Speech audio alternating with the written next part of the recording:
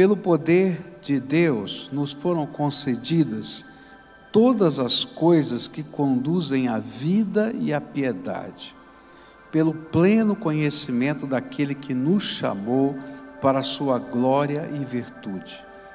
Por meio delas, Ele nos concedeu as suas preciosas e muito grandes promessas, para que por elas vocês se tornem coparticipantes da natureza divina, tendo escapado da corrupção das paixões que há no mundo. Por causa disso, concentrando todos os seus esforços, acrescentem à fé que vocês têm a virtude o conhecimento, ao conhecimento o domínio próprio, ao domínio próprio a perseverança a piedade, a piedade a fraternidade o amor, porque essas qualidades, estando presentes e aumentando cada vez mais, farão com que vocês não sejam nem inativos, nem infrutíferos no pleno conhecimento do nosso Senhor Jesus Cristo. A gente fica perguntando, mas qual é o tema desse livro, né? O que Pedro estava querendo ensinar quando ele escreveu essa carta? E a gente vai encontrar o tema do livro lá no capítulo 3, versículo 18, quando ele vai dizer assim: cresçam na graça e no conhecimento de nosso Senhor Jesus Cristo. É interessante porque nesse livro Pedro escreve preocupado com heresias, com falsos profetas, com líderes e filósofos que de um modo sorrateiro se infiltraram na comunidade dos crentes e estavam fazendo confusão. Na primeira carta ele estava preocupado com o sofrimento, com a batalha, com a perseguição, e ele então vai trabalhar consolação. Mas na segunda o tom muda, e ele combate duramente, e a epístola tem um tom muito forte.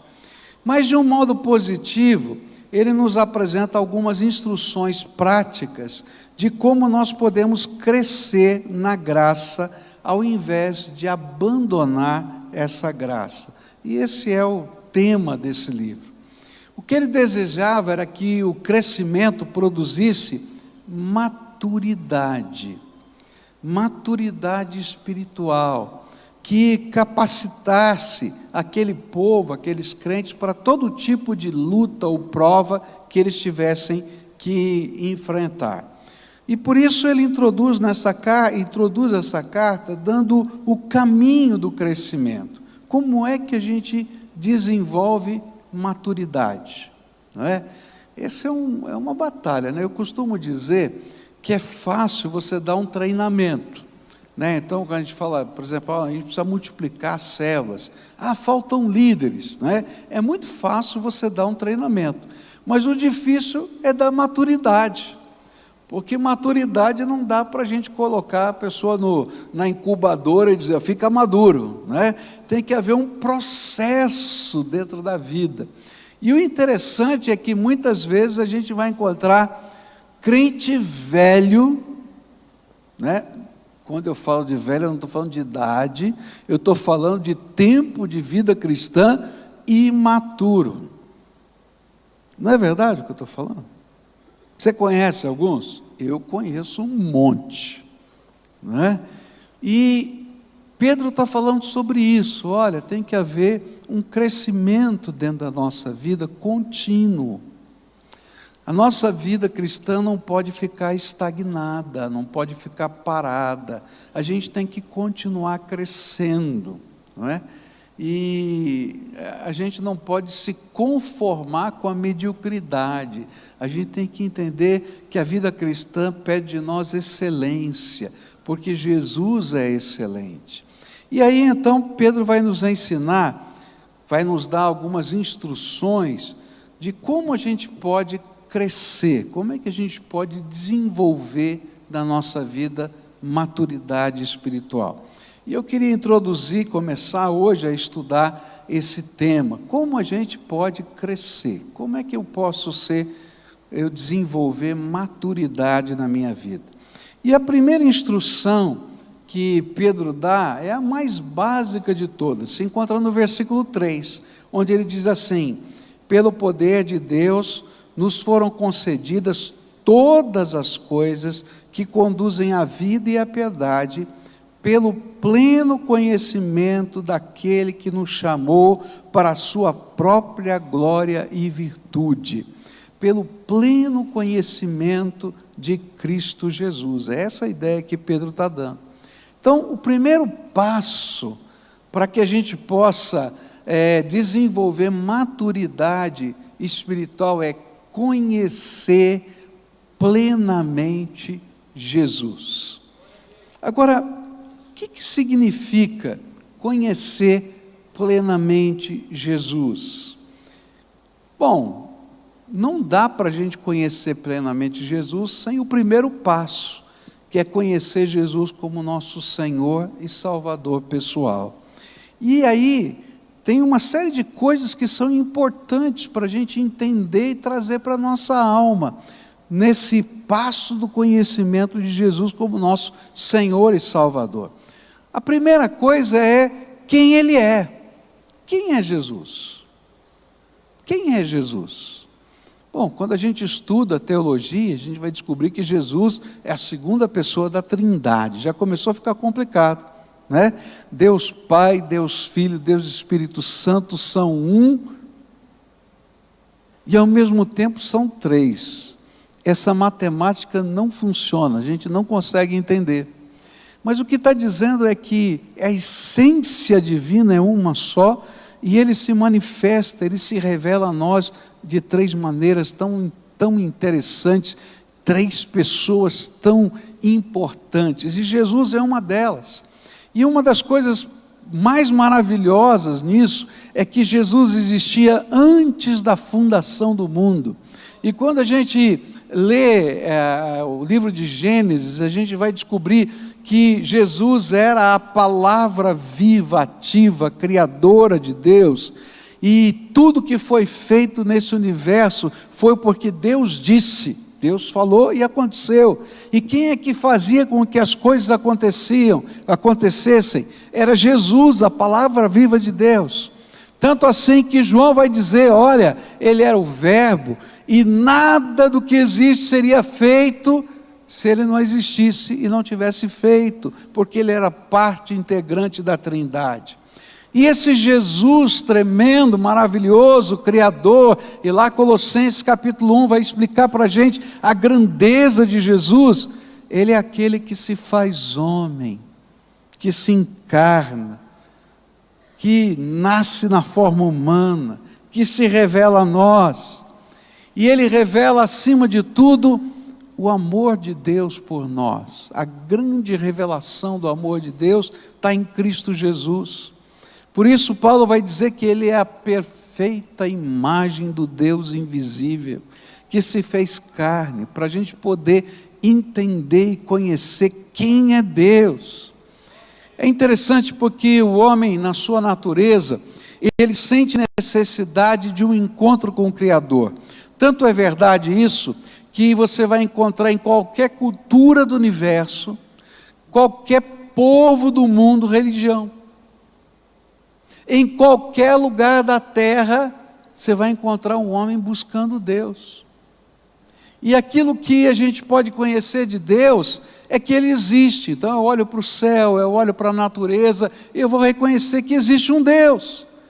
Mas estava muito longe, muito distante para as pessoas poderem conhecer de fato quem é Deus. Então Deus se faz homem e habita aqui entre nós, para que Ele pudesse revelar a sua natureza, a sua vontade. Esse é o Senhor Jesus, e a obra dele é a obra do amor de Deus, e o poder dele, que é imenso e infinito, se torna poder salvador, quando Ele toma o nosso lugar na cruz do Calvário. A Bíblia vai dizer que existe uma separação entre nós e Deus, uma separação intransponível. Eu não consigo passar para lá, e Deus, sabendo que eu não conseguiria passar para o outro lado, que não importa o que eu fizesse, não importa quais fossem as minhas obras, o meu trabalho, eu não conseguiria atravessar esse abismo. Então Ele se faz ponte. Tem uma ilustração bonita, né? Que é justamente isso, um abismo e uma cruz servindo de ponte entre os dois lados do abismo. E essa é a obra salvadora de Jesus. Quando Ele toma o nosso lugar na cruz do Calvário, os pecados que faziam separação entre nós e Deus são remidos, são lavados, são perdoados no sangue de Jesus Cristo vertido na cruz do Calvário. Esse é o meu Senhor. Mas conhecer Jesus não é somente saber da sua história, é experimentar da sua presença. E é uma coisa tremenda que Pedro está tentando dizer para a gente. Jesus não é uma doutrina, e tem muita gente que crê em tudo isso que eu falei. Crê no nascimento virginal de Jesus, crê que Ele morreu na cruz do Calvário, crê que Ele tem poder para perdoar os pecados, mas não conhecem Jesus. Porque conhecer Jesus é mais do que uma doutrina da fé, é uma experiência com Ele. E uma das coisas maravilhosas que Pedro está tentando dizer para a gente, é que não apenas eu preciso saber para crescer espiritualmente quem Ele é, mas eu preciso experimentar a presença dEle na minha vida. E uma das coisas maravilhosas da jornada da fé, é descobrir que Jesus pode morar dentro do nosso coração. E descobrir que Ele pode falar conosco. Para mim, foi a grande descoberta. Eu já contei essa história para você, mas é a minha história, eu vou contar de novo. Não é? Porque quando garoto, eu fui criado conhecendo os valores da palavra de Deus. Eu já decorava versículos desde antes de começar a ler, porque os meus pais me ensinavam. Mas houve um dia na minha vida em que eu ouvi um testemunho de um rapaz que dizia que Deus falava com ele. E isso para mim se tornou um grande desafio. Eu dizia assim, como é que esse cara maluco ouve Deus? Como é que esse cara maluco ouve Deus? Eu nunca ouvi Deus. E aí eu descobri a diferença entre você conhecer uma doutrina, conhecer um preceito religioso e conhecer Jesus. E aí eu fui procurar o meu Deus e dizer, eu quero te conhecer, eu quero ouvir a tua voz, eu quero sentir a tua presença. Se é possível, se revela. E uma das coisas mais tremendas da vida cristã é poder ouvir a voz de Jesus dentro da nossa alma, é ouvir a voz de Jesus através da palavra, é ouvir revelação de Deus nas dúvidas da nossa alma, é ter instrução de Deus no meio das decisões da vida. E essa é uma outra dimensão do conhecer. E Pedro está dizendo, olha, ninguém vai amadurecer espiritualmente se não aprender a ouvir a voz de Jesus. E se você nunca ouviu a voz de Jesus, eu quero dizer para você, Jesus quer falar com você. Porque tudo isso que Ele fez, que faz parte da doutrina, tinha um propósito. O propósito que você pudesse conhecê-lo de perto. E Ele pudesse transformar o seu coração no tabernáculo, na catedral, no templo da presença dEle. E uma das coisas tremendas é que quando Ele habita dentro da nossa alma, Ele se revela para nós.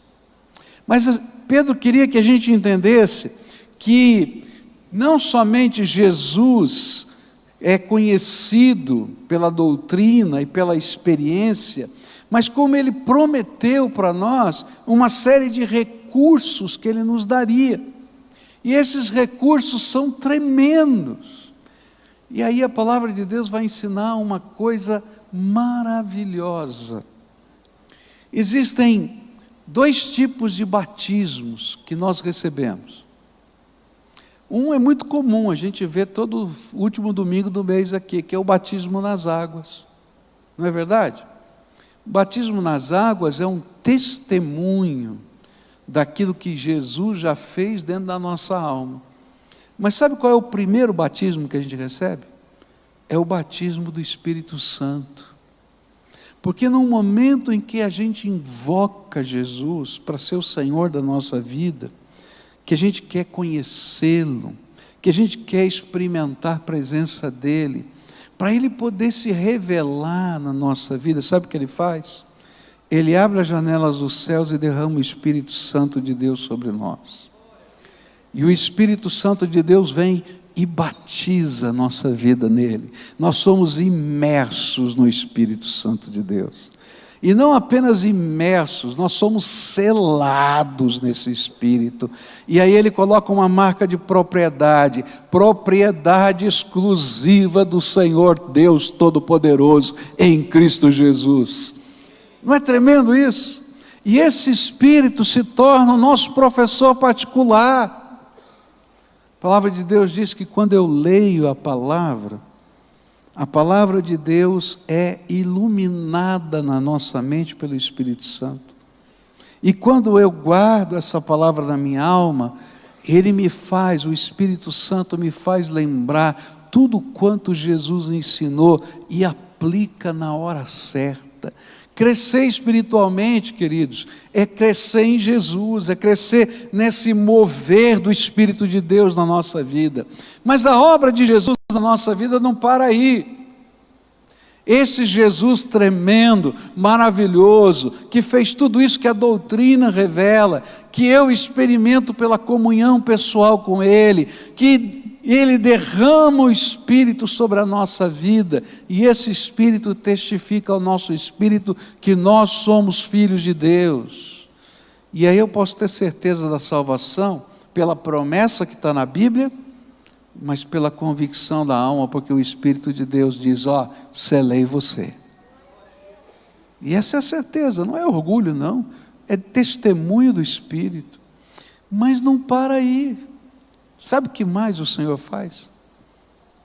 Ele diz assim, filho, eu vou te usar, e você vai ser usado no meu poder.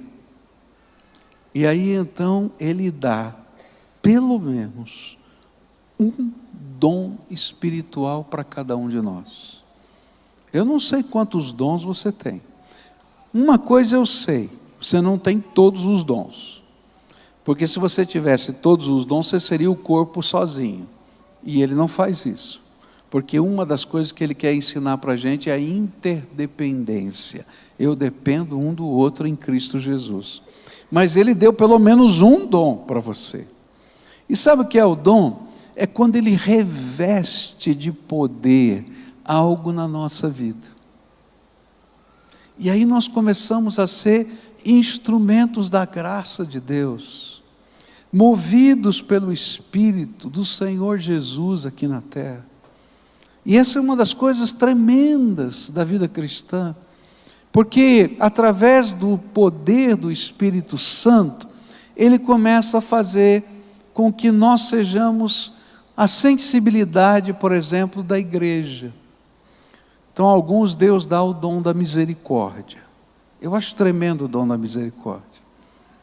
Ele é capaz de perceber a necessidade do outro e fica incomodando o corpo inteiro do Senhor Jesus, que alguém tem que fazer alguma coisa, não é? E ele vai lá, não, alguém tem que fazer alguma coisa, nós vamos fazer alguma coisa, e está lá na célula, e está lá na classe, e está lá no coro, não, alguém tem que fazer alguma coisa, louvado seja Deus, porque esse é o dom da misericórdia, ele dizendo, igreja, seja misericordiosa.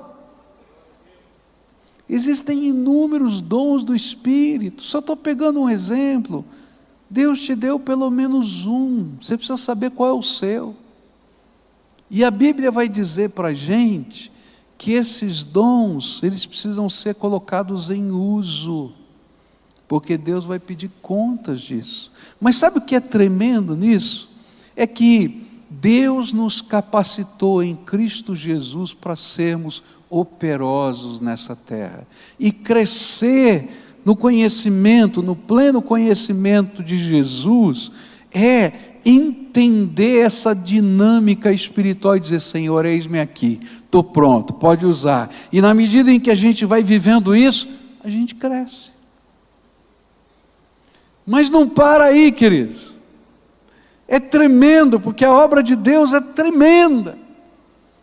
E a Bíblia vai ensinar para a gente que crescer no pleno conhecimento de Jesus é entender a dimensão poderosa de Cristo agindo no meio do seu povo.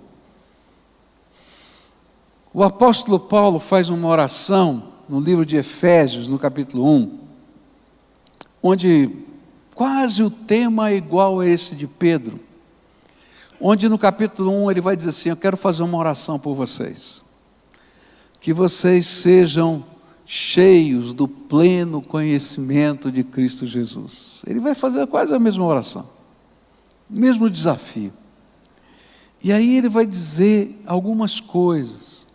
Ele vai falar, por exemplo, do poder que está operando no meio do povo de Deus, através de Jesus. E conhecer Jesus é conhecer o poder de Deus. E ele diz assim: o poder que está operando no meio do povo de Deus é o poder que ressuscitou Jesus Cristo dentre os mortos. Sabe qual é o poder que está agindo no meio do povo de Deus quando a gente está orando, quando a gente está trabalhando, servindo, fazendo a obra de Deus em nome de Jesus? É o mesmo poder que levantou Jesus Cristo dentre os mortos. Está agindo. Agora, esse poder não é meu, é dele, mas ele se manifesta no meio do povo de Deus. Por isso a gente ora com fé, porque a gente sabe qual é o poder que está agindo.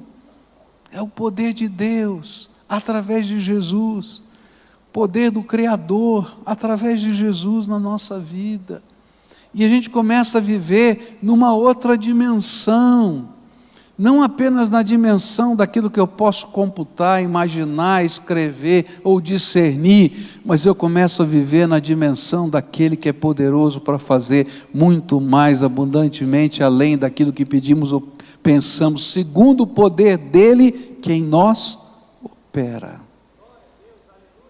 Conhecer Jesus é conhecer o poder de Deus, é crer nesse poder, é caminhar nessa dimensão. E aí a gente vai descobrir que o Senhor nos empodera, nos dá o seu Espírito, para que nós possamos ser testemunhas vivas do Senhor. E sabe que é uma coisa tremenda? É que nem sempre você vai saber o que Jesus está fazendo. Nem sempre você vai saber o que Jesus está fazendo. Porque o poder é dele, e a glória é dele. Essa semana, Deus me deu o privilégio de saber coisas que aconteceram há tempos atrás. Eu me lembro de uma pessoa que deu esse testemunho para mim essa semana, e essa semana ele disse: olha, eu vivi uma depressão profunda, estava já há muitos anos sob tratamento, e um dia num culto, no meio do louvor, sem ninguém fazer nada, só louvando a Deus, eu senti tanto a presença de Deus, mas tanto a presença de Deus, que eu comecei a suar, como se molhei minha camisa inteira de suor, por sentir a presença de Deus, e ouvi a voz do Espírito: hoje eu estou te curando. E ele disse: daquele dia em diante eu nunca mais tomei nenhum medicamento para depressão. Então não para de tomar se Deus não falou com você, tá? Ele ouviu, tá? E aí ele disse: eu estou são desde então, já se passaram anos. Esse é o poder de Jesus, não depende da oração de um pastor, não depende de nada. Jesus vem e se manifesta. E a gente conhece Jesus. Ele é o centro, Ele é o alvo. Ouvi um outro testemunho de um casal, essa semana, tão bonito a história, tão bonito. Estavam vivendo um tempo de crise, de luta, de decisões na vida, de encaminhamentos, o que vai fazer, como vai fazer. Tinham voltado dos Estados Unidos para morar no Brasil já fazia alguns anos, estavam meio perdidos. E aí, e agora? Que lugar? Como? De que jeito? E aí, eles estavam no culto em inglês. E aí decidiram, o marido disse, eu vou assistir um pouco do outro culto. Chegou no final do sermão aqui, já estava no final do culto. E de repente ele começou a sentir a presença do Senhor, profundamente. Só a presença do Senhor, estava acabando o culto, só a presença do Senhor. E começou a chorar e chorar. Daqui a pouco a esposa vem procurá-lo, encontra ele chorando, e chora também. E a presença do Senhor, só a presença do Senhor. E de repente Deus começa a mudar a vida, a história, dá discernimento. Queridos, não é um pastor, não é um lugar, é a presença do Senhor Jesus. Estão entendendo? É a presença do Senhor Jesus. O que a Bíblia quer ensinar para a gente, o que Pedro está tentando ensinar para a gente, é que não dá para viver maturidade espiritual se eu não conhecer Jesus, se eu não tiver intimidade com Ele, se essa intimidade não gerar essa percepção do seu poder, da sua glória, da manifestação da sua presença no meio da gente. E aí a gente vai descobrindo a graça de Deus. Jesus, quando a gente conhece quem é Jesus, e Pedro está ensinando isso para a gente vai descobrir que não apenas Ele é o Salvador, não apenas Ele revela a Deus, não apenas Ele derrama o seu Espírito, não apenas o poder dEle está sobre nós, mas Ele é o nosso libertador. Todos nós já fomos escravizados de alguma maneira por Satanás e pelos pecados. Se você olhar para a tua vida, você vai encontrar na sua história de vida áreas da tua vida em que você estava escravizado e que você não sabia como lidar. Não é verdade o que eu estou falando? Mas quando a gente conhece Jesus, não apenas a gente conhece o perdão, não apenas a gente conhece o poder, não apenas a gente conhece o Espírito de Deus, mas a gente vai conhecer o poder libertador de Jesus. Toda a algema de Satanás cai por terra, porque Jesus entra na nossa história. E cada um de nós tem as suas marcas de libertação, de transformação de vida, onde o Senhor diz assim, olha, você achava que não podia mais, agora você pode, porque eu sou contigo. E sabe o que é mais importante, mais gostoso? É que a palavra de Deus vai dizer assim, por causa de Jesus, e porque conhecemos Jesus, o maligno não pode tocar na nossa vida. Não pode. Você está coberto pela graça. Está coberto pela graça. Há algo aqui ao seu entorno, não é? Que é a graça de Deus. É interessante a ideia que o Velho Testamento nos passa dessa proteção. Um dos profetas do Antigo Testamento diz que nós somos a menina dos olhos de Deus. Outro profeta vai dizer que muralhas de fogo são erguidas ao nosso redor por causa da presença do Senhor. O que ele está dizendo é, você é do Senhor, querido. Nada pode acontecer sem permissão de Deus. E aí a gente vai conhecer o poder libertador do Senhor. E esse poder libertador fluindo através da nossa vida. Porque muitas vezes nós comunicamos a pessoas escravizadas a libertação que só Jesus pode dar. e às vezes até de maneira visível acontecem coisas. E aí o Senhor vai dizer para a gente que conhecer Jesus não é apenas uma doutrina, conhecer Jesus não é apenas uma experiência, conhecer Jesus não é apenas desfrutar do poder do Espírito Santo agindo na nossa vida, o poder de Jesus, mas é contar com as promessas do Senhor na nossa vida. E eu acho tremendo lembrar de algumas promessas, especialmente quando às vezes o mundo tenta fazer esquecer-nos dessas promessas. Uma das promessas que eu gosto sempre de lembrar, sempre, é: eis que estou convosco todos os dias até a consumação dos séculos. Sabe por quê? Porque muitas vezes a gente não sente, a gente não vê. Não é verdade? Senhor Jesus, onde o Senhor está agora? Não é? Pela fé eu sei que Ele prometeu que estaria onde 2 ou 3 pessoas estivessem reunidas debaixo da autoridade do seu nome. Então eu posso dizer para você, Ele está aqui no meio da gente.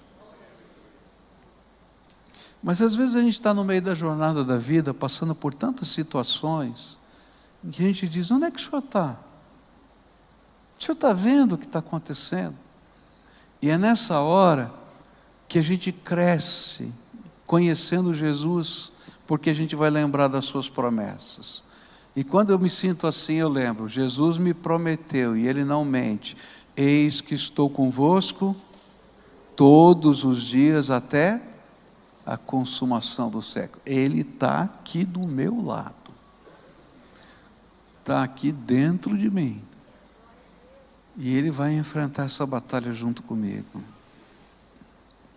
Conhecer Jesus é a gente pegar cada uma dessas promessas que Ele faz, não é? E tomar posse dela. Outra promessa que a gente vai aprender na palavra de Deus a respeito de Jesus é que Ele vai ser o nosso advogado. Já pisou na bola? Quem é que não pisou na bola aqui? Quem já não errou aqui? E aí vem o inimigo para ser o nosso acusador, para dizer para a gente: olha, você, como? De que jeito? De que maneira? E aí eu me lembro da promessa: eu tenho um advogado junto ao Pai. E sabe, Ele é melhor que um advogado, porque a Bíblia diz que Ele tomou meu lugar na cruz do Calvário, e o sangue dEle me perdoa de todo o pecado, e me purifica de toda impureza. Esse é o meu Senhor Jesus.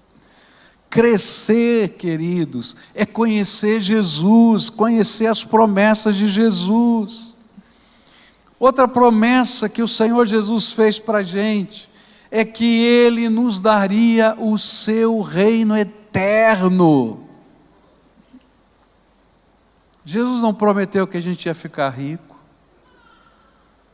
Jesus não prometeu que a gente não teria lutas e aflições. Ao contrário, disse: nesse mundo tereis aflições. Jesus não prometeu que ninguém vai ficar doente. Me diz onde está isso na Bíblia? Não tem.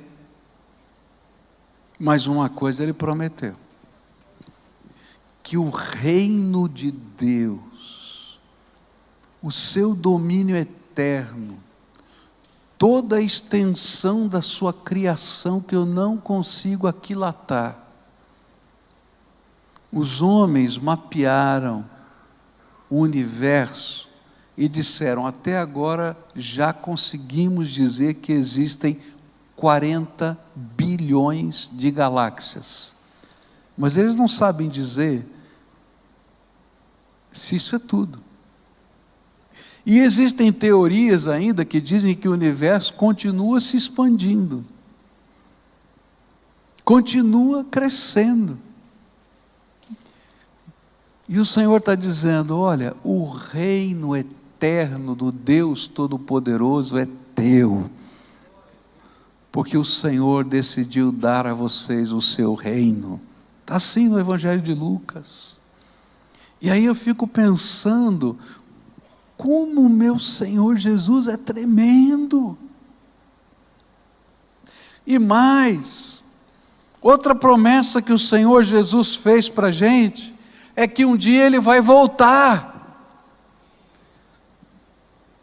A palavra de Deus diz que vai tocar a última trombeta, está lá no livro de Apocalipse. E quando tocar a última trombeta, Jesus Cristo vai voltar, e o juízo de Deus vai se instalar. E aqueles que estiverem vivos, num piscar de olhos, serão arrebatados nas nuvens para se encontrarem com o Senhor, vivos e crentes no Senhor Jesus.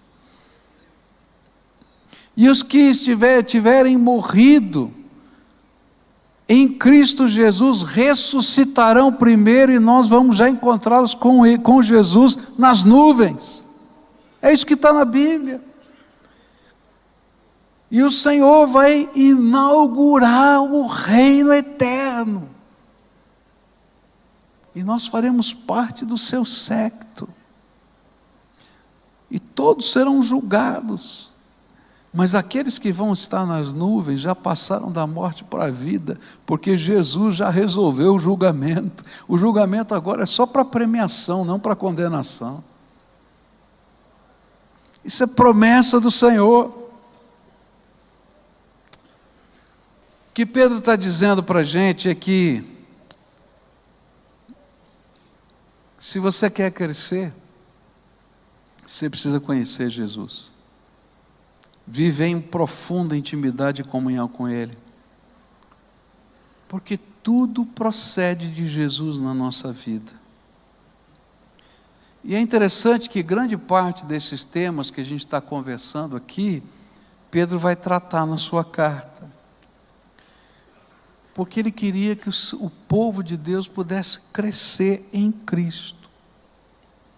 E se Jesus não é conhecido desta maneira por nós, então os recursos divinos para a nossa maturidade, ainda que estejam disponíveis ao alcance da nossa vida, eles acabam não sendo usados, e a nossa vida cristã se torna uma vida medíocre. O grande convite que Pedro faz para a gente é que você precisa crescer na graça infinita e no conhecimento profundo de Jesus.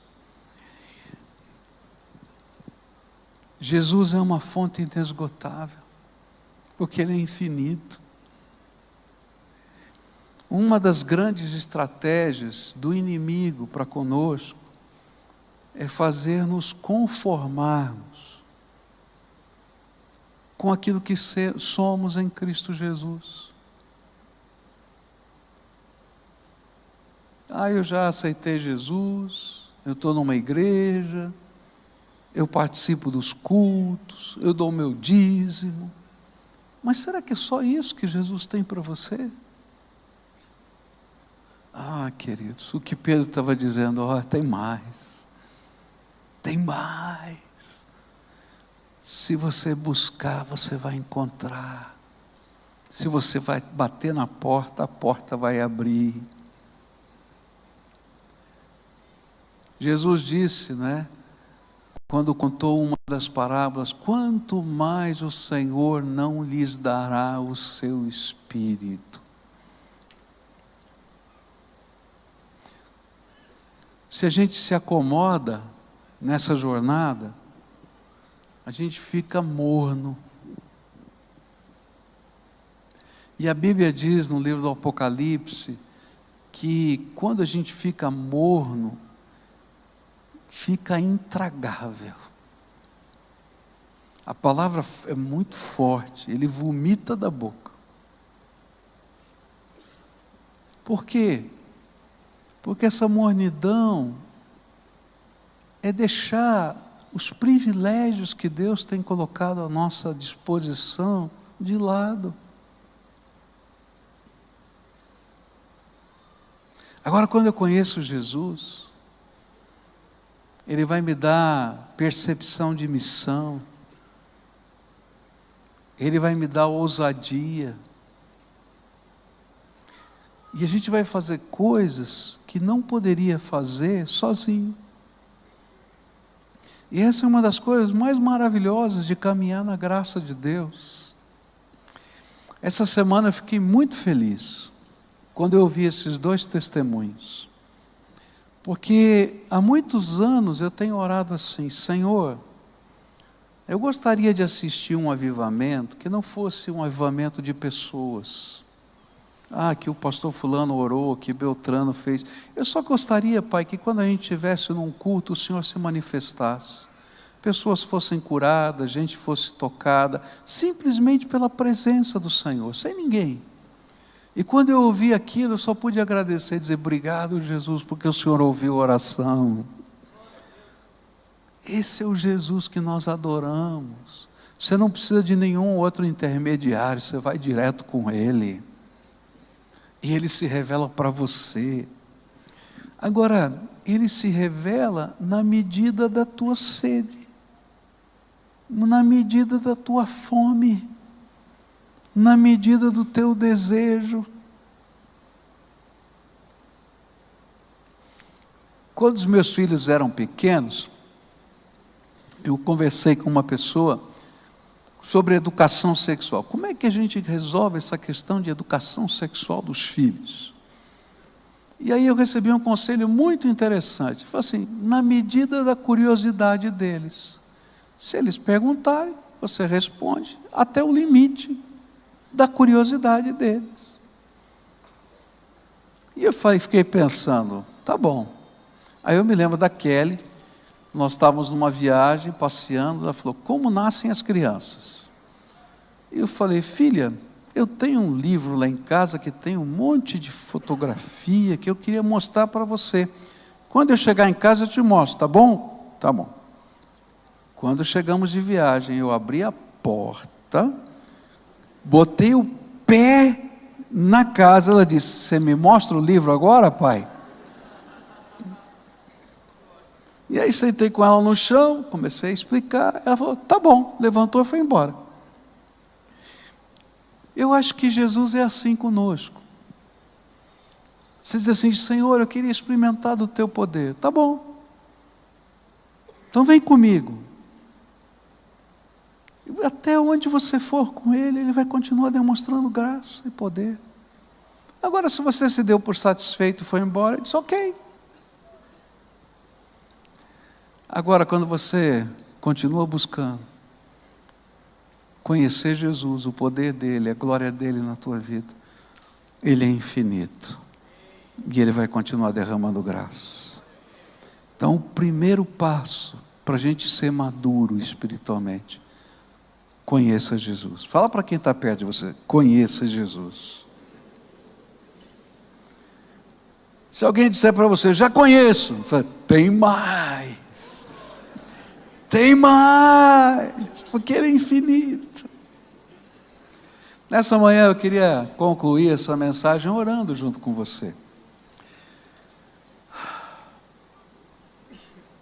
É tão fácil a gente ficar acomodado. Fala a verdade.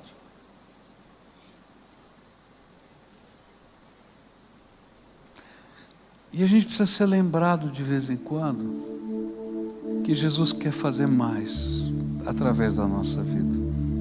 E Ele tem mais para revelar através de nós. Olha para a tua mão assim, olha. Jesus quer ungir essas mãos para que elas sejam benditas do Senhor. Olha para os teus pés. Olha aí. Jesus quer ungir os teus pés para chegarem nos lugares de pessoas que precisam dessa unção e dessa graça que Ele vai derramar nas suas mãos. Coloca a mão na tua boca assim. Jesus quer ungir a tua boca para que palavras do poder dEle fluam através da tua boca. Coloca a mão aqui nos teus olhos. Jesus quer ungir os teus olhos para você poder enxergar as possibilidades de Deus Sabe por quê? Porque os nossos olhos ficam contaminados e a gente só enxerga as possibilidades humanas. E o Senhor falou assim: eu quero te abrir os olhos para você enxergar as minhas possibilidades. Põe a mão no teu coração agora. Jesus quer encher a tua alma da graça dEle, do poder dEle, da sabedoria dEle. Mas você precisa conhecer mais Jesus. Eu acho que essa é uma oração para todos nós, você não concorda? Então curva a tua fronte agora, faz a tua oração. Quem sabe você concorde comigo: Senhor, revela a tua presença aqui entre nós, que gente seja curada, que gente seja salva, resgatada, tocada, simplesmente porque o Senhor está passeando no meio da gente. Mas quando o Senhor passear, toque em mim. Eu quero alguma coisa para mim da tua presença. Se você nunca ouviu a voz de Jesus, pede: Senhor Jesus, eu quero te conhecer pessoalmente, fala comigo. Se existem áreas da tua vida que impedem que Jesus seja conhecido mais plenamente, faça entregas. Senhor Jesus, ouve a oração do teu povo que está aqui. Derrama a tua graça, derrama a tua unção. Faz, Senhor, com que a tua presença seja irresistível e que nós nos tornemos um povo apaixonado pelo Senhor. Que a alegria do Senhor, que a presença do Senhor, que a força do Senhor gere em nós maturidade, dependência, amplitude de visão. Ah, Senhor, vem e visita-nos. É aquilo que eu oro no precioso nome de Cristo. Amém.